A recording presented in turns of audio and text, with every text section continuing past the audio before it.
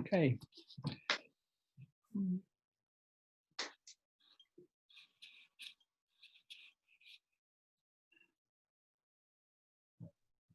So yeah, I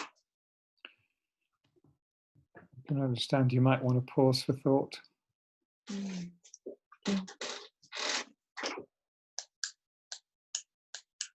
One thing, yeah, thank you, David, for this. Yeah, I mean, one thing that really fascinates me, that, I mean, the only thing that is sure in life is that we are going to die. Right. And no one seems to be prepared. Right.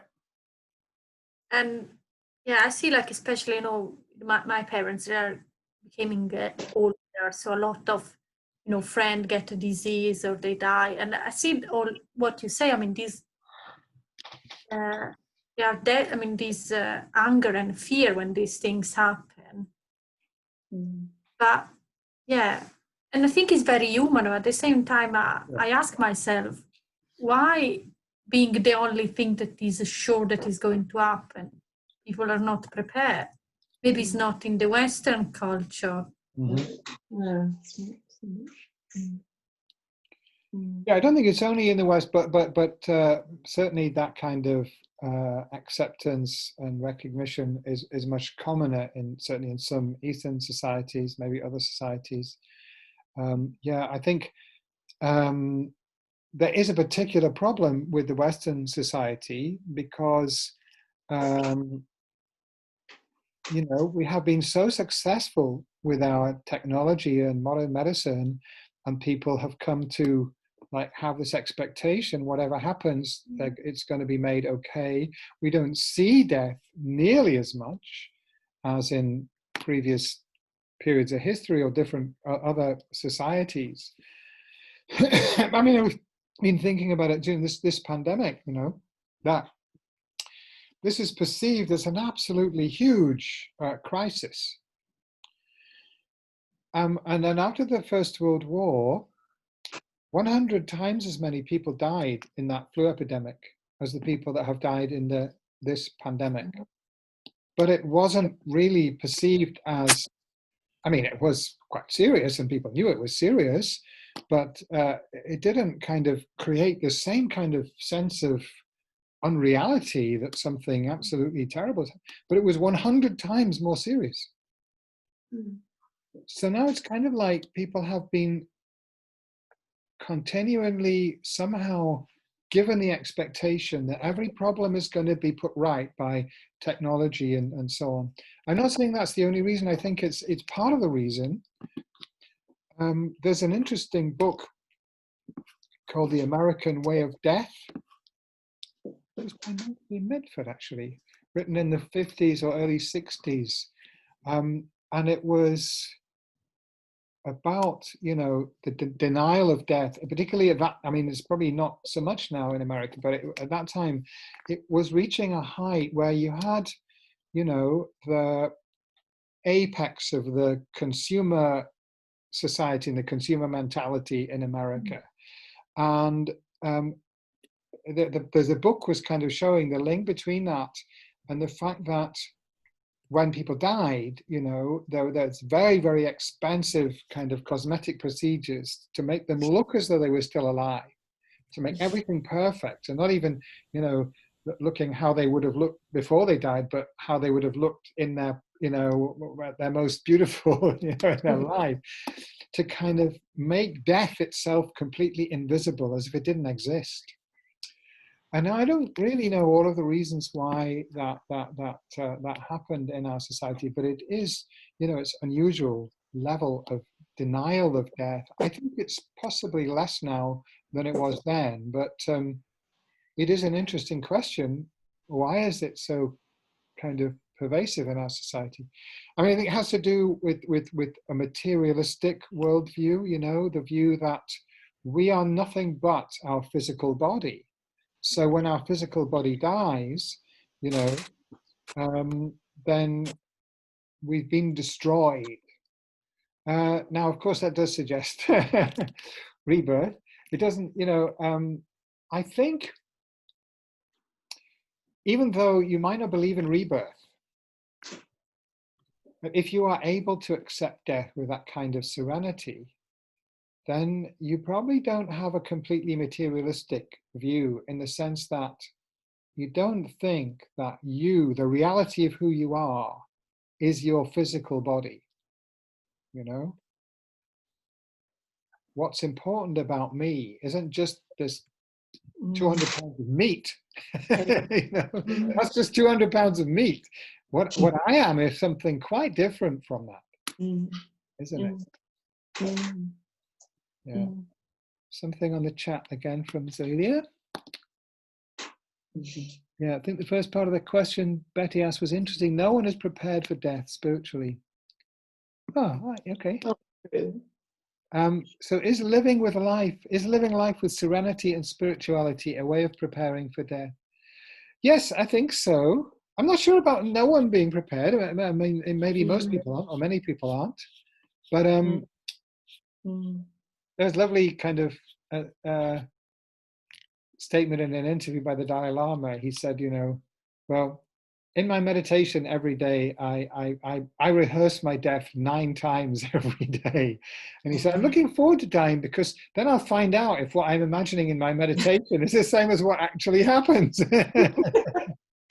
So maybe he's prepared for death, you know. Most of us maybe not as much, but yes, absolutely right, Zulia. Yes, living with serenity and spirituality, I think, is the best way to prepare for death. And it is, you know, often, many spiritual teachers often talk about spiritual practice as preparation for death. Say that death itself is a very important and significant experience. Presumably, if you're saying that, then you must be believing there's some kind of continuation. Or thinking of interdependence, this is an experience we all share. Yes, it is an experience we all share. That's right. That's very right. I mean, hadn't kind of harked back to the interdependence that we were talking about last time, but yeah, that's a very good point, actually, because one of the things that perhaps can help us to accept death is if we do have this sense of interdependence. Thich Nhat Hanh calls it interbeing, you know. So I am not separate from everyone else. So whilst I am going to, you know, disintegrate and disappear as this me, but then new life is coming all the time, you know. Every single person shares his path, she says, and that helps develop compassion and wisdom and connection. Very true. Yes, thank you. There's another comment from Andrew. Going back, also talk about interdependence. Going back to interdependence, death seems to become less daunting the more you reflect on it. On interdependence, yeah. That's right. Exactly what I just said, actually. When we're so connected, fundamentally at this point, I have to die to grant others life or an equal experience of life. Very good, yeah. It could almost be a gift, a transfer, rather than just a loss. That is right. Many, you know, often with people who have lived, in some sense, a complete life, who were in some way prepared for death, they often, their death is in many ways as a gift, and they recognize it as a gift, you know. When you die, you give your life to everyone, don't you?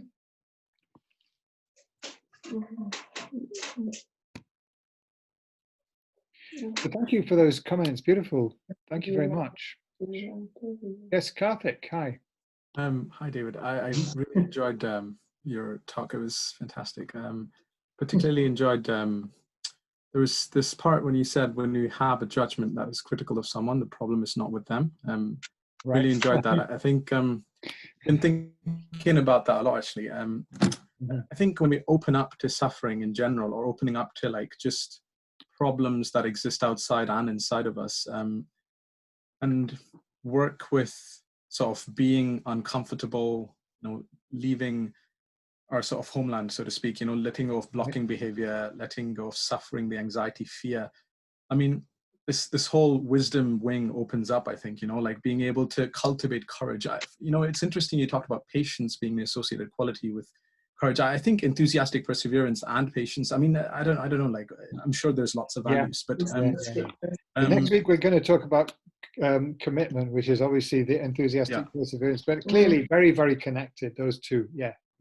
And yeah, I think wisdom is definitely like, I mean, the first thing that came to mind when he said that whole that line, like, not problem with them, it's just us. I mean, renunciation as a concept, just letting go of our own crap, you know, like, and just opening up to like, you know, and then another thing, just death as a like, you know, it was so beautifully led on to death as well, just about how the spaciousness of death, that how it offers. It reminded me of there's this line from the Tibetan Book of Living and Dying that I'm reading right now, and it goes, life is nothing but a continuing dance of life, birth and death, a dance of change. Every time I hear the rush of a mountain stream or the waves crashing on the shore or on my own heartbeat, I hear the sound of impermanence. And these changes, these small deaths, are living links with death. And so there are death's pulse, death's heartbeat, prompting us to, it's a beautiful line, and it just talks about how death is in every moment of our life, but we just don't see it. And it's, I mean, beautiful talk. I really enjoyed it. I think, very much trying to open up to wisdom, but there's so much delusion. Thank you very much. Okay. So yes, I think we perhaps will go into the groups now. If you give me a moment to think about that's going to be the question. Just add something to David while you're doing that. Okay. It just occurs to me, the FDCW, the Foundation for Compassion and Wisdom, which some of you may have met, some of you are nodding.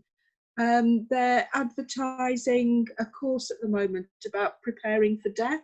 Oh yeah. And I haven't got the details handy to put in the chat, but if I send them to you, David, perhaps you could attach them. The group, and then if people are interested, they can follow that up as well. Okay. Yes, please do. Yeah, thank you. Good idea. Okay. Which is just reminding me, I think there's maybe a couple of people here. Oh, it says here Jonathan, but that's not Jonathan. Who have we got here?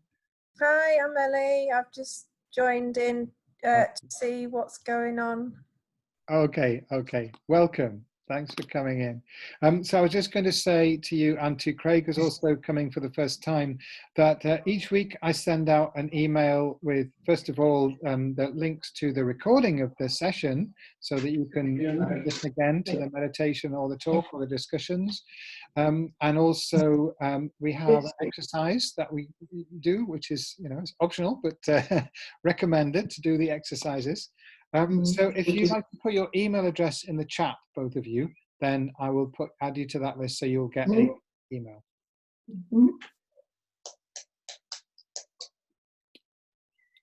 I was in the middle of saying something. What was I saying? Oh yeah, no, okay, yeah. So Lynn is going to send me a link to the Foundation for Developing Compassion and Wisdom, FDCW course on preparing for death, and I'll put that in the email as well. Oh, okay. Right. He's going to put that in the email. Yeah. I'm doing this job, putting in as a group. You don't know. Have you not? Right, how many have we got? 1, 2, 3, 4, 5.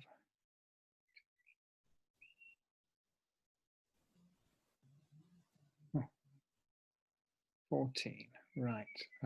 Okay, we'll make it 3, so there'll be 1, 2. So in the groups, and we have about 15 minutes.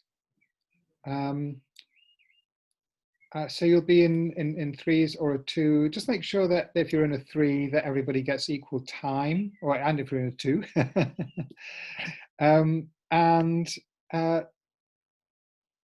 To just discuss, share your ideas, your thoughts about what are the best ways that you found or that you think will support you in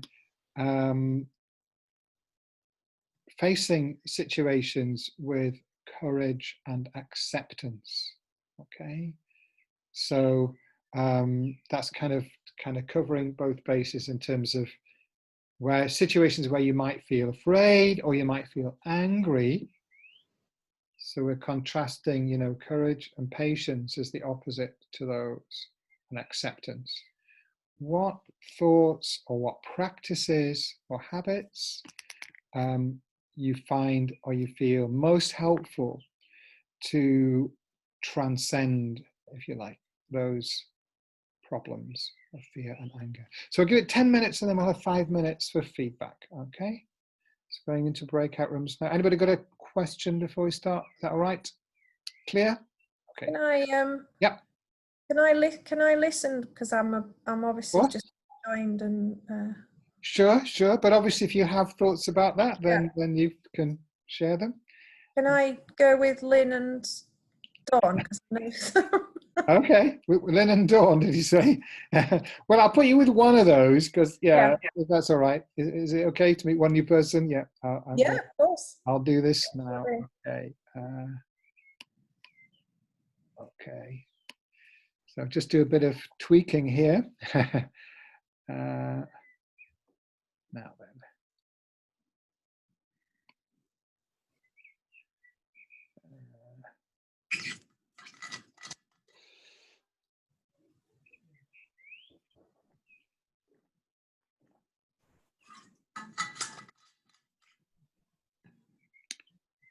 Sorry.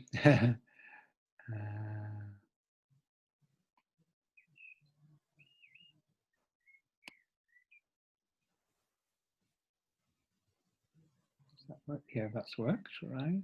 And oh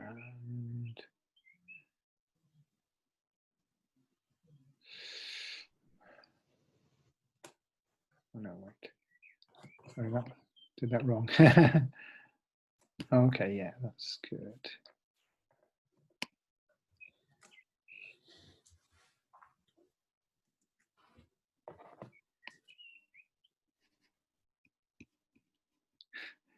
Very tricky.